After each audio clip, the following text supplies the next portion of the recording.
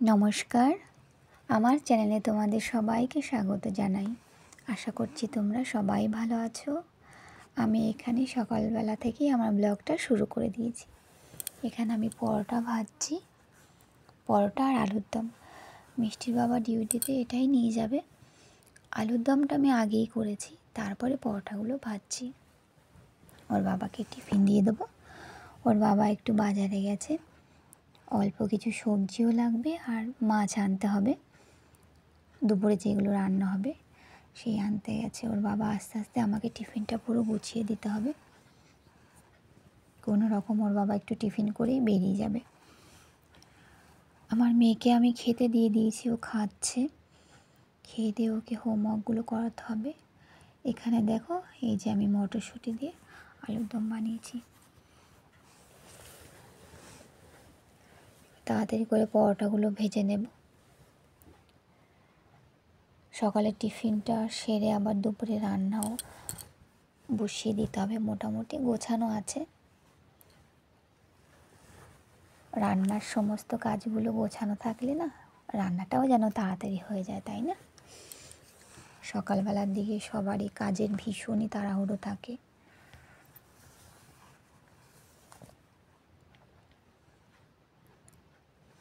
পরোটাগুলো আমি একে একে ভেজে নিচ্ছি।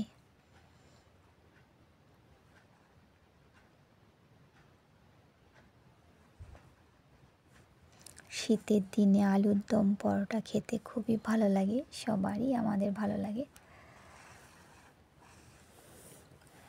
সকালে টিফিন সেরে দুপুরে রান্না প্রায় বসিয়ে দিয়েছি আমি। এখানে আমি লাল শাক ভাজা করছি।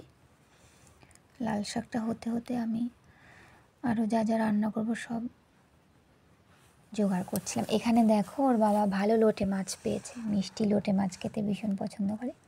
এই মাছটা কেটে নিয়ে আমি রান্নাটা জোগাড় বসিয়ে দেবো, রান্নাটা গুছিয়ে বসিয়ে দেব।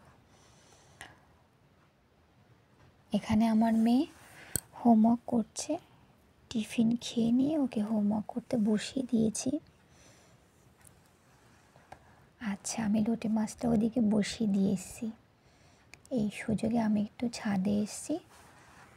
ছাদে তোমাদেরকে একটু ছাদটা ঘুরে দেখাই। আমার ছোট্ট ছাদ বাগানটা দেখো।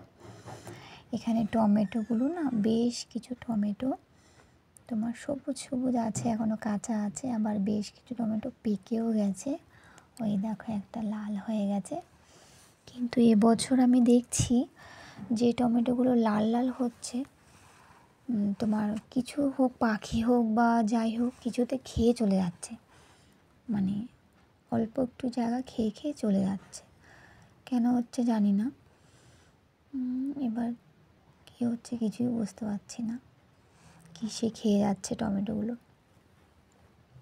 অনেক টমেটো সবুজ আছে এখনও, মানে কাঁচা আছে। আবার বেশ কিছু টমেটো পেকে গেছে। এই দেখো, এই টমেটোটা দেখো তোমরা, কিসে খেয়েছে জানি না। দেখো, অনেক টমেটো হলুদ হলুদ লাল লাল হয়ে যাচ্ছে। আর এই টমেটো গাছটা না, মানে মরে গেছে গাছটা। টমেটোগুলো তুলে নিতে হবে, লাল লাল হয়ে গেছে। টমেটোটা না পুরো লাল, মানে পুরো পেকে যাবে, লাল হবে, তখন তুলতে বেশ মজা লাগে। আর এখানে দেখো আমার শখের ফুল বাগান, কি অবস্থা হয়ে গেছে। কত ফুল গাছ মরে গেছে। কেমন লাগছে না দেখতে। তোমরা আগের ভিডিওতে দেখেছো কত সুন্দর প্রত্যেকটা টবের মধ্যে ফুল ছিল, তাজা তাজা ফুল। আর এবার দেখো কি হয়ে গেছে। আর এখানে জুঁই ফুল, বেল ফুল দুটো পাশাপাশি গাছ আমি রেখে দিয়েছি। এখানে জবা ফুল গাছে একটা ফুল ছিল, ওটা সকালে তোলা হয়ে গেছে, পুজো দেওয়ার জন্য নিয়ে নিয়েছি। আর এটা দেখো স্থলপদ্ম গাছ, অনেক কষ্টে না গাছটা বাঁচানো গেছে। আর এটা হলো সেই আমার বাপের বাড়ি, ওখানে আমরা, মানে আমিও বলতাম কাগজ ফুল, অনেকেই আমরা জানি, কিন্তু ওর একটা ভালো নাম আছে, বোগেনভেলিয়া। অনেক ফুল মরে গেছে, আবার নতুন করে আবার ফুল হচ্ছে। কত সুন্দর কালার, ফুলের কালারটা কত মিষ্টি দেখতে। এখানে আমার পরপর দুটো গোলাপ গাছ আছে। এই গোলাপ গাছটা দেখো অনেকটা বড় হয়েছিল, ফুলটা শুকিয়ে যাচ্ছে, অনেক দিন ধরে হয়েছে তো শুকিয়ে যাচ্ছে ফুলটা।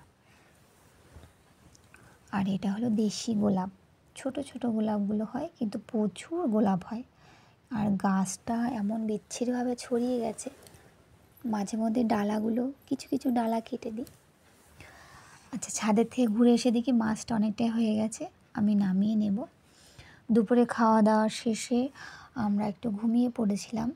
এবার রাতে রান্না দেখো, আমি এখানে ভাত বসিয়েছি আর বেগুন পোড়া দিয়েছি। বন্ধুরা, আজকের ভিডিওটা যদি তোমাদের ভালো লেগে থাকে, লাইক করো, কমেন্ট করো, অবশ্যই সাবস্ক্রাইব করো। ভিডিওটা তাহলে এখানেই শেষ করি। তোমরা ভালো থেকো, সাবধানে থেকো, সুস্থ থেকো।